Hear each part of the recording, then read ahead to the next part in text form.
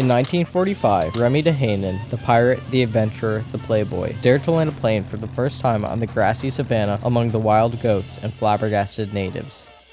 A legend was born.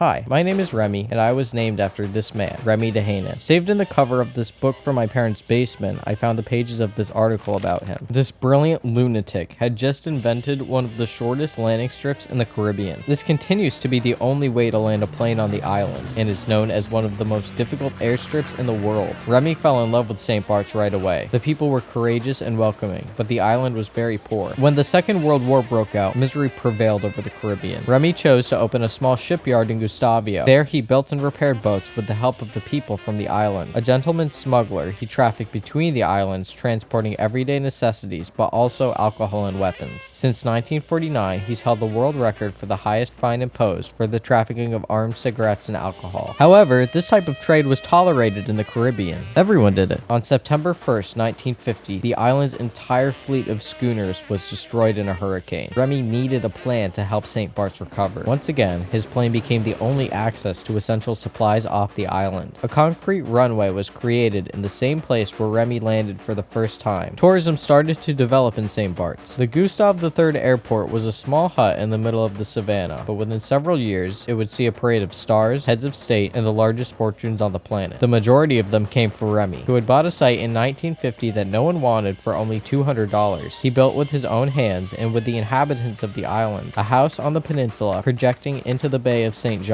The first hotel on the island was born, the Eden Rock.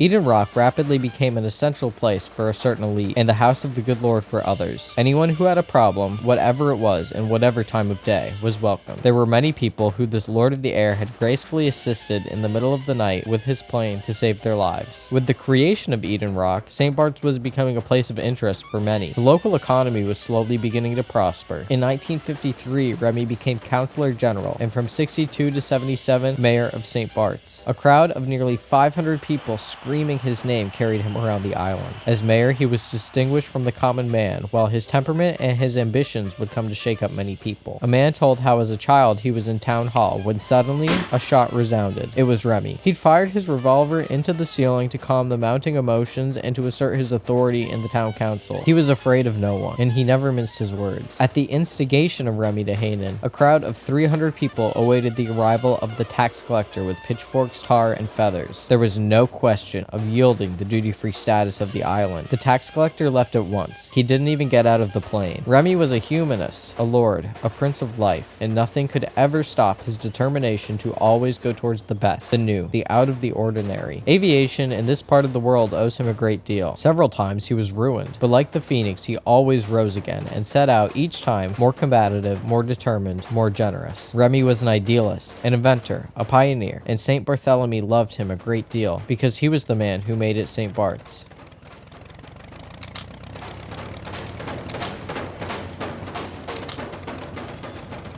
More episodes of this series, Vacation Land, coming soon. Until next time, thanks for watching.